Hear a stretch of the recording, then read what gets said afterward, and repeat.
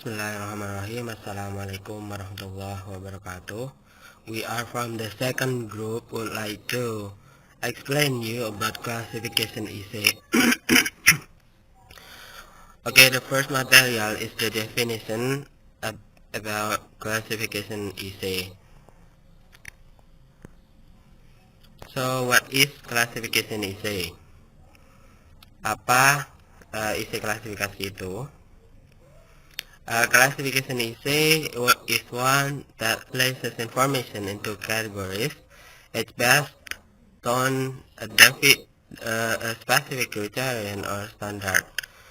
For example, if you were writing about chairs, you might base one category on criterion types of material.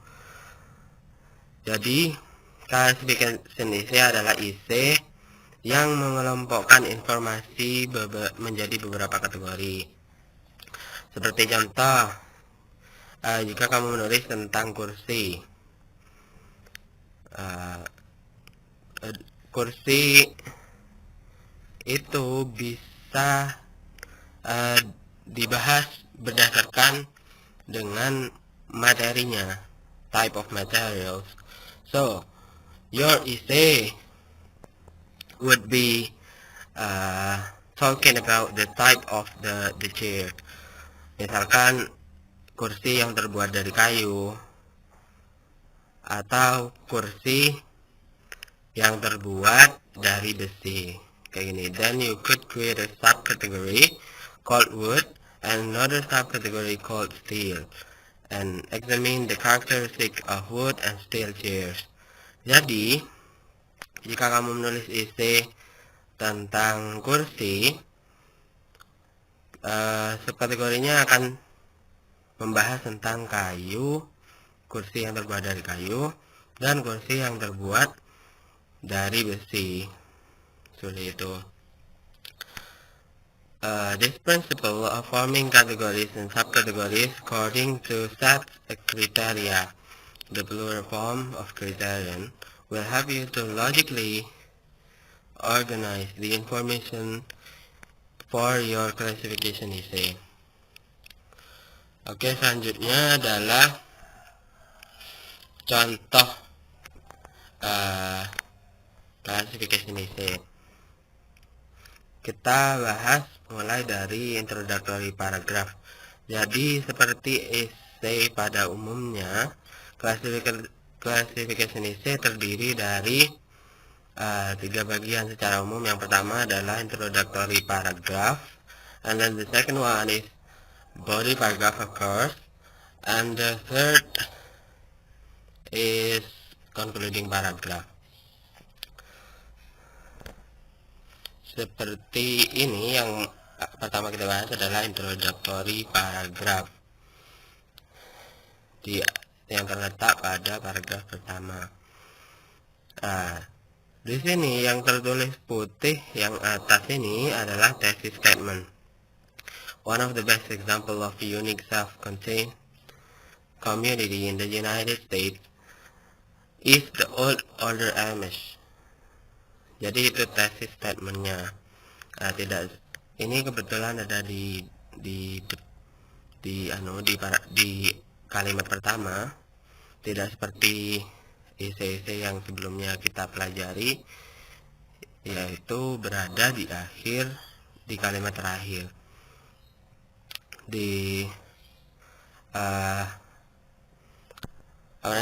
Classification essay di sini contohnya thesis statementnya ada di kalimat pertama. Nah, selain thesis statement dalam introductory paragraph itu juga ada kriterion, yaitu adalah ruang lingkup bahasan. Apa yang menjadi bahasan dalam isi tersebut. Biasanya pembahasannya akan dibahas di body paragraph. Seperti itu. Ini untuk yang introductory paragraph. Nah, bagaimana dengan yang the black ones? Tulisan-tulisan yang hitam ini adalah tentu saja perkenalan, karena ini merupakan introductory paragraph. memperkenalkan bagaimana latar belakang apa dari bahasan yang dibuat seperti itu. Nah, seperti di sini kan tesisnya, one of the best examples of unique self-contained community in the United States is the older Amish, members of a religious group that broke away from the Swiss Mennonite Church. Ya, itu penjelasan dari older Amish itu. Older Amish. Oke, selanjutnya adalah body paragraph. Nah, body paragraph ini biasanya setiap satu body paragraph merupakan sebuah kategori atau bagian-bagian yang akan dibahas. Misalkan paragraf kedua ini membahas tentang a way of life unchanged for centuries. Ini tentu saja membahas tentang Amish. Itu tadi jalan hidup orang-orang Amish ini yang tidak berubah selama berabad-abad, seperti itu. Itu yang paragraf ke-1, membahas tentang kategori tersebut. Nah, untuk topik paragraf sama seperti body paragraf pada umumnya yang sudah kita pelajari sebelumnya. Topik paragraf itu ada di itu yang putih ini. Although just 65 miles from Philadelphia, Amish Country in Lancaster County seems to be word away. Nah, itu topik sentennya. Bagaimana dengan yang hitam itu? Sama seperti tadi di introductory paragraph, itu menjelaskan sebagai support, menjelaskan topik sentence itu sebagai menyupport, menambah informasi dari topik sentence seperti yang sudah kita pelajari, ada kayak major, minor, seperti itu. Nah, di paragraf kedua ini khusus membahas tentang way of life unchanged for centuries. Nah, sedangkan di paragraf ketiga sama seperti sebelumnya, topik sentence-nya ada di awal. Observe, note that Amish life is based on separation from the world and obedience to their religion's teachings and leaders. Jadi di paragraf ketiga ini membahas tentang special beliefs and values, nilai-nilai atau kepercayaan yang khusus dari Amish ini, orang-orang Amish. Nah, seperti itu. Sedangkan yang hitam ini, seperti yang sudah saya jelaskan, adalah membahas sebagai support dari topik sentence tadi, supporting sentences. Oke, the next, ini masih body paragraph. Sekali lagi, body paragraph itu membahas tentang kategori. Setiap satu body paragraph membahas tentang satu kategori informasi. Seperti paragraf keempat ini, sama juga seperti sebelumnya. Namun di paragraf keempat ini khusus membahas tentang distinctive village government and community tradition. Jadi paragraf ini hanya membahas tentang itu, tidak membahas ke yang lainnya. Nah, untuk membahas ada informasi tambahan, misalkan yang berbeda dari ini, harus diletakkan di paragraf yang berbeda, karena ini merupakan classification essay, seperti itu. Nah, ini di paragraf kelima membahas yang lainnya, other ties that set the Amish apart. Observe further stress the importance of other ties that hold the Amish together. Ini sama. Oke, lanjut.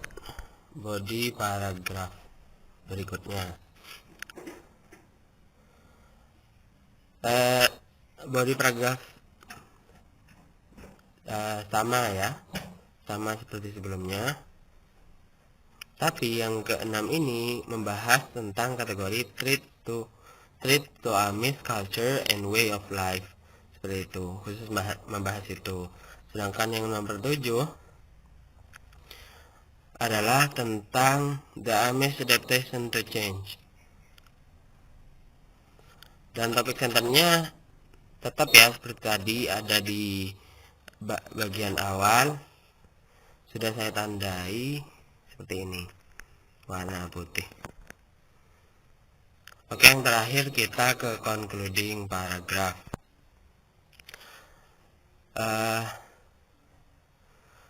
Concluding paragraph biasanya berisi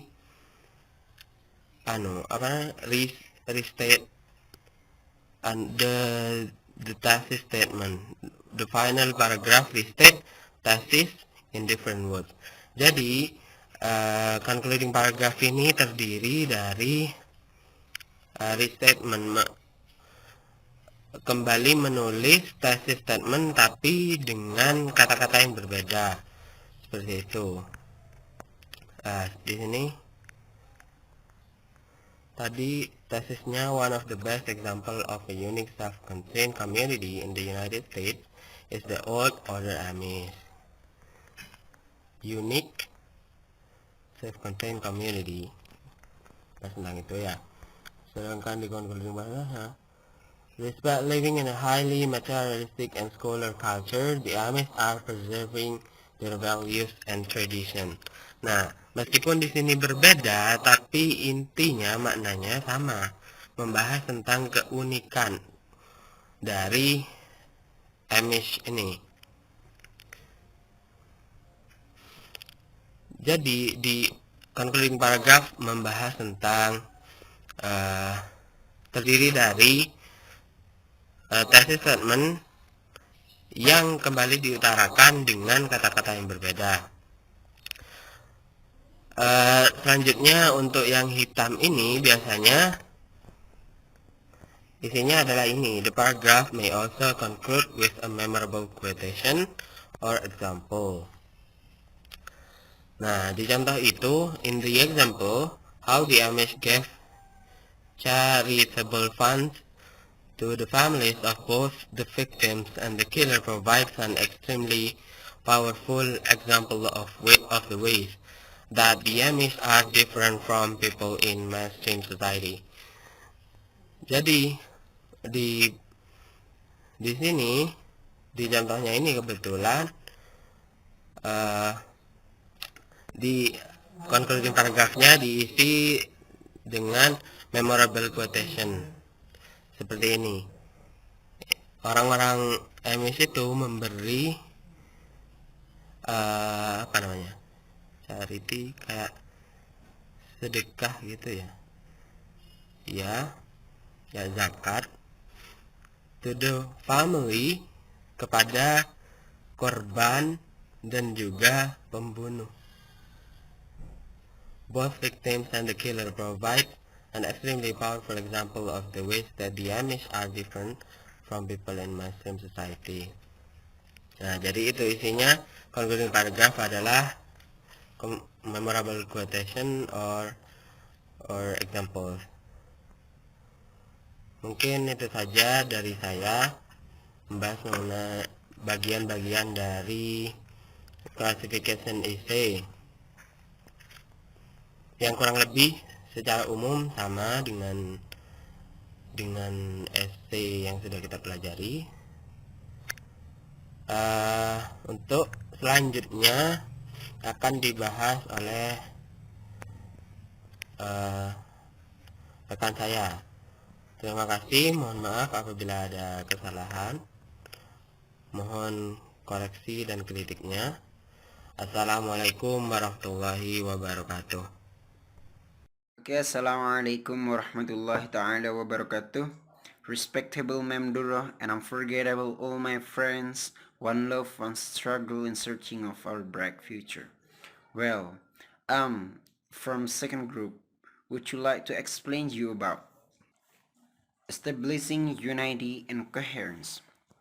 Good paragraph, it should exist by unity and coherence. Well, here I'll explain you one by one as follows. The first one is unity. What is the understanding of unity? Unity artinya semua tag berhubungan dengan topik tersebut atau dikatakan dalam satu kesatuan topik. Unity akan membuat sebuah tulisan fantastis dan pembaca tidak akan kesulitan dan bosan untuk memahami tagnya kita gitu. Mari kita lihat di PPT. All the sentence in a paragraph must discuss just one main idea. Seperti yang saya sudah jelaskan tadi, bahwasannya unity itu harus apa ya? Unity itu tag atau paragraf yang berhubungan antara satu dengan yang lain, artinya tidak menjelaskan yang lain gitu. Seperti start in the topic sentence from the beginning to the ends. Artinya apa ya? Mulainya yang pertama, sentence yang pertama atau penjelasan yang pertama sampai yang terakhir itu sinambungan gitu, unity itu. Atau kesatuannya itu nyambung gitu. Lah yang ini yang sering terjadi. When you revise your paragraph, look carefully each supporting sentence and ask yourself this question. Does it continue to support the topic sentence?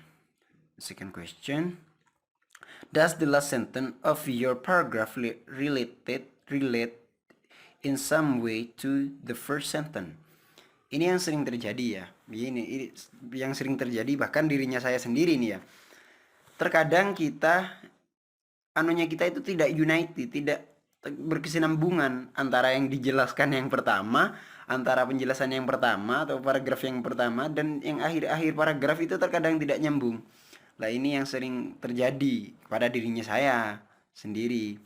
Dan saya pernah dikasih video sama Memduro tentang ini, tentang unity dan coherence ini, bahwasannya punya saya itu yang dijelaskan semisal English is difficult lesson for learning gitu kan. Terus ini kan nanti ke bawahnya terus bersenambungan. Lah punya saya ini nggak nyambung antara English is difficult lesson. Terus ini di bawah ini nyampe akhir paragraf ini sudah membahas lain. Gitu yang sering terjadi gitu. Gak relevan gitu. Terus dilanjut dengan coherence. Artinya coherence di sini menyusun kalimat dalam paragraf secara teratur agar pembaca mudah memahami teks bacaan dalam paragraf yang baik. Tiap kalimat selalu mengembangkan kalimat utama topik sentence. Lagi nih ya. Antara topik yang pertama itu coherence gitu, tidak membahas topik yang lain gitu ya. Artinya menyusun kalimat dalam paragraf secara teratur gitu. Kebanyakan dari kita, saya sendiri ya, nggak tahu teman-teman ya. Kalau dari saya sendiri menyusun kalimatnya itu tidak teratur gitu ya. Ini di PPT, the idea must also be coherence. Artinya apa ya? The main idea itu harus coherence gitu ya. That's the logical relationship between sentence and paragraph. Harus nyambung antara paragraf sama antara sentence-nya itu sama paragrafnya itu harus nyambung. Yang kedua, you can achieve coherence in several ways through the use of transitional signal, pronoun, and synonym. Lah kita bisa menyambungkan paragrafnya kita itu dengan menggunakan transition signal sama lagi pronoun dan sinonim. Kita bisa menyambungkan kata kita itu dengan kata-kata tersebut gitu ya, agar pembaca itu tidak susah atau bingung gitu. Oke, di sini selanjutnya tentang using transition signal. Di sini ya, Using transition signal to introduce idea. Di sini menggunakan transition signal itu untuk mengenalkan idea. Yang pertama itu use the transition signal when you want to introduce additional ideas. Ketika kita mau menggunakan transition signal itu ketika kita mau mengenalkan penambahan di dalam idea dalam pembahasan kita. Seperti contohnya ya, first of all gitu, seperti furthermore gitu ya, moreover gitu ya. Kita bisa menggunakan kata-kata itu untuk menyambungkan antara antara kata satu sama yang lainnya gitu. 2. Use the transition signal when you want to introduce the contrast. Kini kita juga bisa menggunakan transition signal ketika kita nggak ada perbedaan gitu ya. Contohnya examples by the contrast, despite, however, in spite of, nevertheless, on the other hand gitu ya. Itu kan kontras, menyatakan pertidaksamaan. Kita dalam penulisan menyatakan oh ini misal ada kontras gitu ya. Kita juga bisa menggunakan contoh yang saya sudah sebutkan tadi. Juga nomor 3 di sini, use the transition signal when you want to introduce examples. Ketika kita mau menunjukkan contoh di dalam paragrafnya kita juga bisa menggunakan vocab atau vocabnya ya, seperti ini. For the example, ketika kita mau mengenalkan contoh dalam penulisannya kita juga bisa menggunakan vocabulary ini. For example, for instance, especially gitu. Use the transition signal when you want to introduce further explanation. Ketika kita mau menjelaskan, ketika juga bisa menggunakan transition signal ketika kita mau mengenalkan beberapa penjelasan. Contohnya in other word, to put it another way gitu ya. Dan di sini nomor 5, kita juga bisa use the transition signal when you want to introduce reason. Kita juga bisa menggunakan transition signal ini untuk mengenalkan sebuah alasan gitu. Because of, juga bisa menggunakan because of, juga bisa menggunakan due to gitu ya. Nomor 6 di sini, use this transition signal when you want introduce result. Kita di dalam penulisan paragraf itu kita juga bisa menggunakan transition signal itu untuk mengenalkan hasil gitu ya. Contohnya vocabulary-nya as a consequence, as a result, consequently, therefore, thus gitu ya. Lanjut. Using demonstrative pronoun. Demonstrative pronoun atau kata ganti demonstratif adalah kata ganti yang digunakan untuk menunjuk benda yang tergantung jumlah dan jarak bendanya. Kata ganti benda ini tidak sulit dipakai. Yang perlu kita ketahui adalah kata benda identifikasi apakah benda tersebut jaraknya dekat atau jauh. Itu bisa menggunakan demonstrative pronoun. Seperti apa sih demonstrative pronoun? Demonstrative pronoun itu terdiri dari this, that, this, and those. Contohnya, this book. Artinya ini dekat gitu ya. Menggunakan this. Kalau dekat menggunakan this. Kalau those itu agak jauh gitu. Ini artinya juga lebih banyak those gitu ya. Juga kalau jauh kita bisa menggunakan that book gitu ya. Itu menunjukkan bahwa buku itu agak lumayan jauh. Kalau this book itu masih lebih dekat gitu. Oke. Selanjutnya, using synonym or expressions. Di dalam penulisan paragraf kita juga bisa menggunakan synonym or expression. Sinonim di sini adalah persamaan kata. Sama katanya, sama artinya, tapi beda pengucapannya, seperti get. Get artinya mendapatkan. Lah di sisi lain pula ada obtain, juga mendapatkan. Nah di sini ini ada lebih memvariasi agar paragraf atau kata-katanya kita itu tidak boring, tidak membosankan gitu. Juga bisa menggunakan expressions gitu ya, agar lebih baik gitu ya. Penulisan yang baik itu, kenapa kita menggunakan using transition signal, using demonstrative pronoun, using synonym, itu agar tulisannya kita itu tidak monoton, tidak tidak monoton. Artinya itu tulisannya kita gitu, kalau mengaplikasikan itu semua akan lebih baik dan lebih bagus gitu ya. Intinya dari penjelasan saya di atas, dari cara menulis United Coherence itu ya, kita harus mencantumkan itu semua. Kenapa? Karena topik sentence atau main idenya itu, misal main idenya English is a difficult lesson for learning gitu kan, itu penjelasannya itu ke bawah itu harus unity dan coherence. Kenapa? Karena ini akan lebih mudah untuk dipahami gitu ya.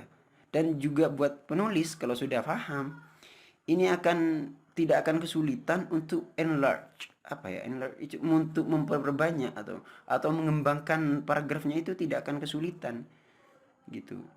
Saya pernah ketika disuruh buat kayak gini last semester ya, previous semester sama Mem Duro, ini kehabisan ide untuk dijelaskan lah. Ketika saya dikumpulkan, katanya Mem Dur itu, ya karena ini tidak unity dan coherence, jadi sampai akan kesulitan untuk mengembangkannya, untuk enlarge-nya gitu ya. Mungkin itu yang dapat saya sampaikan, kurang lebihnya mohon maaf. Kalau pasti banyak kesalahan, kalau ada penjelasan yang keliru nanti akan diluruskan oleh Memduroh. Ya, terima kasih untuk waktunya. Kurang lebihnya mohon maaf. Assalamualaikum warahmatullahi taala wabarakatuh. Assalamualaikum warahmatullahi taala wabarakatuh. My name is Nuril Anas. Di sini saya akan menjelaskan quantifier. Quantifier are words or process that precede a noun or a pronoun that replace it and indicate a number or amount. Often choosing the right quantifier can be complicated. Jadi, quantifier adalah kata-kata atau frase yang mendahului sebuah kata benda atau kata ganti dan mengindikasikan jumlah. Quantifier ini digunakan dalam klasifikasi esai untuk membuat makna lebih spesifik. Nah, jika kita ingin membuat klasifikasi esai, perhatikan pertanyaan-pertanyaan berikut ini. Does it precede a count or non-count noun? If it is a count noun, is that noun singular or plural? Are you writing in a formal or informal style?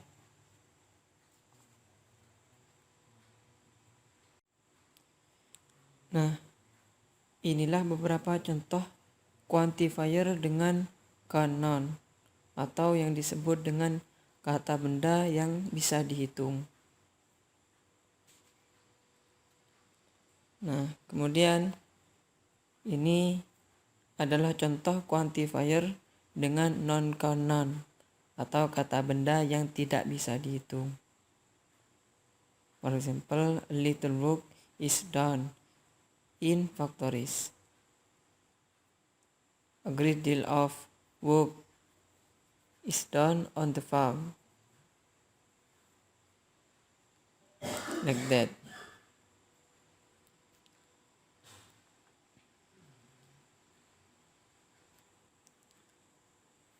Selain quantifier, dalam membuat klasifikasi esai, untuk membuatnya lebih menarik, juga menggunakan collocation. A collocation is a group of two or more words that are often used together. Yani collocation adalah grup dari dua kata atau lebih yang sering digunakan bersama. Sebagai contoh, there may be a verb and noun, such as draw a conclusion, a verb and preposition, such as past to, and a verb and an adjective, such as highly unusual, or a noun and a noun, such as a word of advice.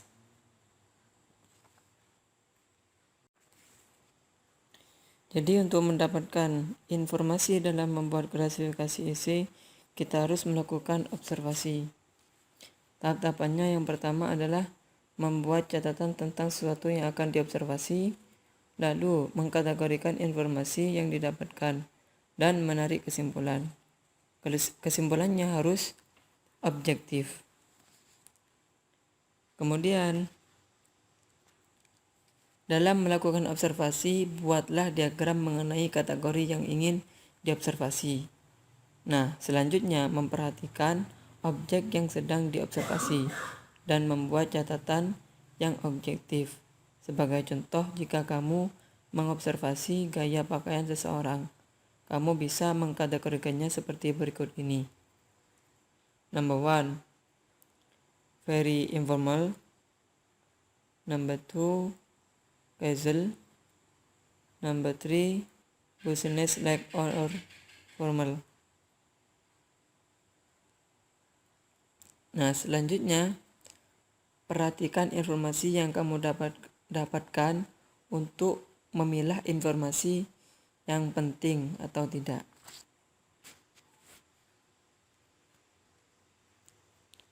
Nah, berikut ini adalah contoh diagram yang digunakan dalam observasi.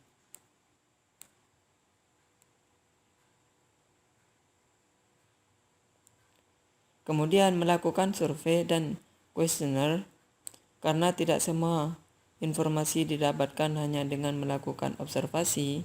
Agar informasi yang didapatkan lebih lengkap, maka melakukan survei atau membagikan kuesioner.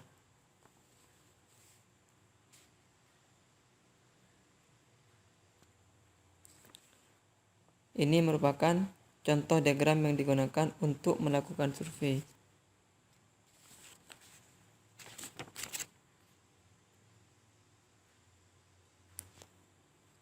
I think enough for me.